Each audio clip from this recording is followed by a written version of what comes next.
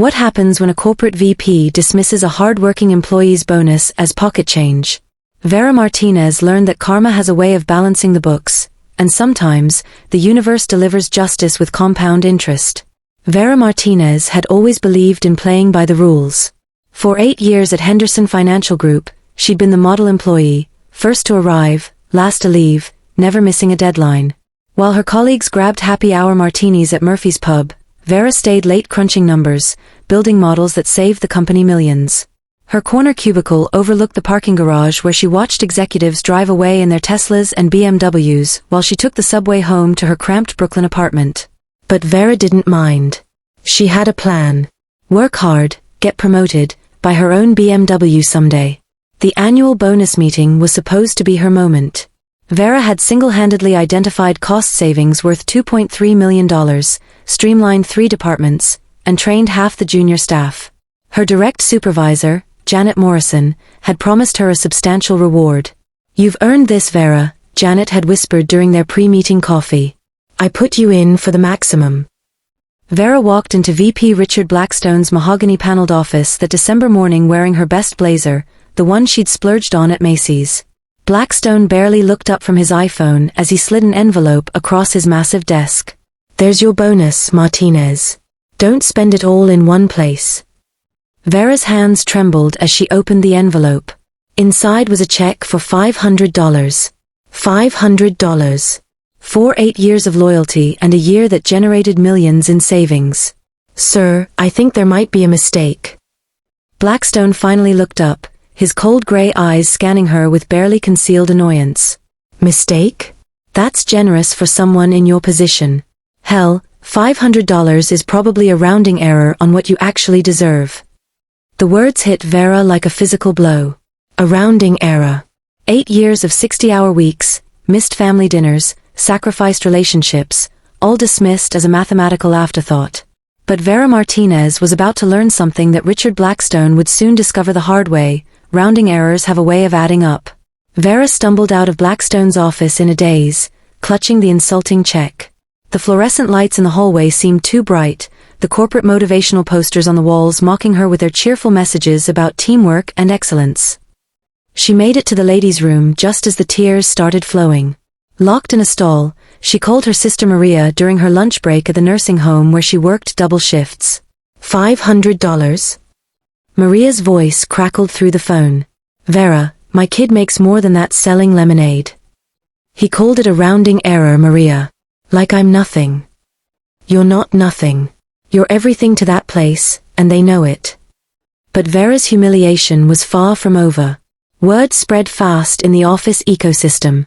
By 3 p.m., she overheard 2 junior analysts at the coffee machine. "Can you believe Martinez only got $500? Whispered Brad from accounting. "My cousin's friend got more than that working part-time at Target." "Blackstone probably spends more than that on lunch," laughed Sarah from HR. The final straw came during the company holiday party at the Hilton Ballroom. Vera had almost skipped it, but Janet convinced her to come. "Don't let him win by hiding," she'd said. Blackstone took the stage for his annual speech, whiskey in hand, tie loosened around his thick neck. This year, Henderson Financial saved over $10 million thanks to operational efficiencies, he boasted to the crowd of employees nursing their 2-drink maximum cocktails. "Some people might call 10 million a big number," Blackstone continued, his words slightly slurred. "But in our business, that's just a rounding error." The crowd laughed politely. Vera felt every eye in the room turn toward her. Her face burned with shame as colleagues averted their gazes, suddenly fascinated by their dinner plates. She slipped out through the kitchen exit, past servers carrying trays of rubber chicken and wilted salad.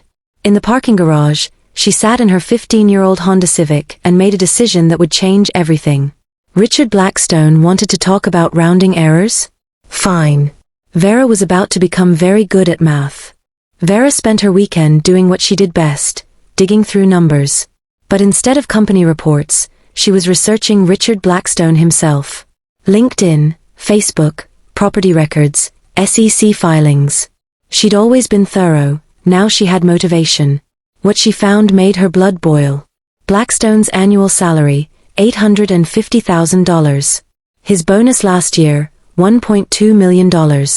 His house in Greenwich, a $3.4 million colonial with a pool and tennis court. His wife's Instagram showed weekend trips to Napa Valley and ski vacations in Aspen.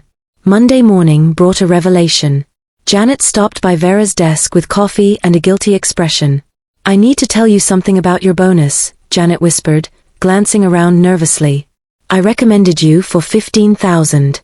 Blackstone cut it himself." "Why?" "He said the budget was tight this year.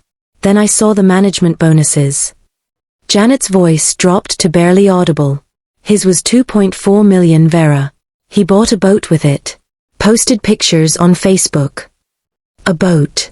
While Vera ate ramen noodles for dinner, Richard Blackstone was buying boats with money that should have been distributed to the people who actually earned it. That afternoon, Vera made a decision that went against every compliant bone in her body. She stayed late, not unusual, but this time she wasn't working on Henderson's books. She was working on Blackstone's. Executive assistants trusted her. IT assumed she belonged anywhere she went. Security guards knew her as the nice lady who worked late. For years, Vera had been invisible by choice. Now her invisibility would become her weapon. She started with Blackstone's expense reports, corporate credit card statements, travel vouchers. What she found was a masterclass in creative accounting. Dinners with his wife labeled as client entertainment. Family vacations expensed as business development trips. His son's college tuition somehow categorized under educational consulting fees. But the real treasure was hidden in a folder marked Executive Discretionary Fund. Blackstone had been skimming from employee bonuses for 3 years, diverting the money into a slush fund for executive perks. Vera's $15,000 wasn't the only bonus he'd stolen. He'd been systematically underpaying performers across the company while padding his own accounts. As she printed documents in the empty office, Vera smiled for the first time in weeks. Richard Blackstone had made one crucial mistake. He'd underestimated the accountant. Vera Martinez had always been methodical, but now she was methodical with purpose. She spent the next month building her case like a prosecutor preparing for trial. Every lunch hour was dedicated to investigation. Every late evening was devoted to documentation. She created a burner email account and started reaching out to former Henderson employees who'd left under mysterious circumstances. The responses painted a disturbing pattern. Marcus Johnson from Treasury, bonus cut from $20,000 to $3,000, quit 2 months later. Lisa Chun from Operations, promised promotion never materialized, found out her replacement was Blackstone's golf buddy's son. "He's been doing this for years," Lisa confided during a coffee meeting in Manhattan. "Taking credit for our work, stealing our bonuses, pushing out anyone who might threaten him." Vera's plan crystallized over a dinner of microwaved mac and cheese in her tiny kitchen. She couldn't just expose Blackstone. Exposure required someone to care, and Henderson's board was filled with his fraternity brothers and golf partners. She needed something more elegant, more personal. The opportunity came in February when Henderson announced they were right-sizing corporate speak for layoffs. Blackstone would be cutting 40 positions to maximize shareholder value. Vera watched as good people cleared out their desks while executives discussed their Hamptons summer rentals. But hidden in the layoff documentation, Vera found something beautiful, Blackstone's own employment contract. Specifically, the ethics clause that stated any executive found guilty of financial impropriety would forfeit all severance and benefits. She also discovered something else interesting in the employee handbook, whistleblower protections that guaranteed anonymity and legal support for anyone reporting financial fraud. Henderson's lawyers had crafted ironclad policies to protect the company from liability. Vera's smile grew wider as she read the fine print. Richard Blackstone had built his own trap, he just didn't know it yet. The plan was simple but perfect. First, she'd compile irrefutable evidence of Blackstone's fraud. Second, she'd trigger an internal investigation that would force the company to act. Third, she'd watch as the man who called her bonus a rounding error discovered what it felt like to lose everything. But Vera had learned one crucial lesson from watching corporate predators: timing was everything. She'd need to wait for the perfect moment to strike. Fortunately, Richard Blackstone was about to hand her that moment on a silver platter. March brought Henderson Financial's biggest client meeting of the year. Meridian Industries was considering a $50 million investment, and Blackstone had been courting CEO Patricia Wells for months. It was his chance to secure the promotion to senior VP that he'd been lobbying for. Vera watched from her cubicle as Blackstone strutted around the office in his new Armani suit, barking orders at assistants and demanding perfect presentations. "This deal makes my career," he bragged to anyone within earshot. "Wells is going to love what I've put together." What Blackstone didn't know was that Vera had been preparing her own presentation. She'd spent weeks crafting the perfect whistleblower complaint, complete with financial records, email chains, and expense receipts that painted an undeniable picture of systematic fraud. Every stolen bonus, every fake expense, every diverted fund was documented with forensic precision. But the masterstroke was her timing. She filed the complaint on Wednesday morning, knowing it would hit the legal department's desk just as the Meridian meeting was scheduled to begin. At 10:47 a.m., as Blackstone was shaking hands with Patricia Wells in the conference room, his assistant received an urgent call from legal. At 10:52 a.m., as he was presenting Henderson's ethical commitment to fiduciary responsibility, security was escorting him out of the building. Vera had a perfect view from her desk as Blackstone emerged from the conference room, his face purple with rage and confusion. Legal Director Amanda Foster was waiting with 2 security guards and a manila envelope. "Richard, we need to discuss some irregularities in your expense reports," Foster said calmly. "Immediately." "What? I'm in the middle of the most important meeting of my career." "Not anymore, you're not." Vera watched through the glass walls as Blackstone's world crumbled in real time. First confusion, then anger, then the slow dawning of panic as Foster showed him document after document. His voice rose to a shout that echoed through the office. "This is ridiculous. Where's this coming from?" Patricia Wells emerged from the conference room with her team, clearly uncomfortable with the drama unfolding. "Perhaps we should reschedule," she suggested to Janet, who'd been hastily promoted to handle the meeting. As security escorted Blackstone toward the elevator, he scanned the office desperately, looking for the source of his downfall. His eyes briefly met Vera's across the cubicle maze. She gave him the slightest nod and the faintest smile. The elevator doors closed on Richard Blackstone's career at Henderson Financial. But Vera's revenge was just getting started. The investigation moved with corporate efficiency that would have impressed Vera if she weren't the one who'd triggered it. Within 48 hours, forensic accountants had confirmed what she'd already documented: 3 years of systematic fraud totaling over $400,000 in stolen bonuses and fake expenses. Vera's anonymous tip had been a masterpiece of strategic revelation. She'd included just enough evidence to launch the investigation while holding back the most damning materials. When Henderson's lawyers pressed for more information, she fed it to them piece by piece, like breadcrumbs leading deeper into Blackstone's corruption. The dominoes fell beautifully. First, Henderson froze Blackstone's accounts pending investigation. Then they suspended him without pay. When word leaked to industry publications, headhunters stopped returning his calls. His wife's Instagram posts shifted from Aspen ski trips to staying strong during difficult times. But the real poetry came when Vera discovered something Blackstone had forgotten. His severance package was processed through the same accounts he'd been raiding. When Henderson tried to pay him his contractually obligated $180,000 severance, the check bounced. The Employee Discretionary Fund, the same account Blackstone had been using as his personal piggy bank, was overdrawn by exactly $23,000. Years of fake expenses and stolen bonuses had finally caught up with him. Vera learned about the bounced check from Janet, who'd heard it from Foster in legal. "Can you believe it?" Janet whispered over coffee. His own greed screwed him over. The account he was stealing from couldn't cover his severance. "Sounds like a rounding error," Vera replied innocently. The final humiliation came during the company-wide meeting where Henderson's CEO announced the investigation results. "We have zero tolerance for financial impropriety," he declared to the assembled employees. "Mr. Blackstone's employment has been terminated for cause, and all benefits have been forfeited." Vera watched from the back of the room as her former colleagues absorbed the news. Some looked shocked.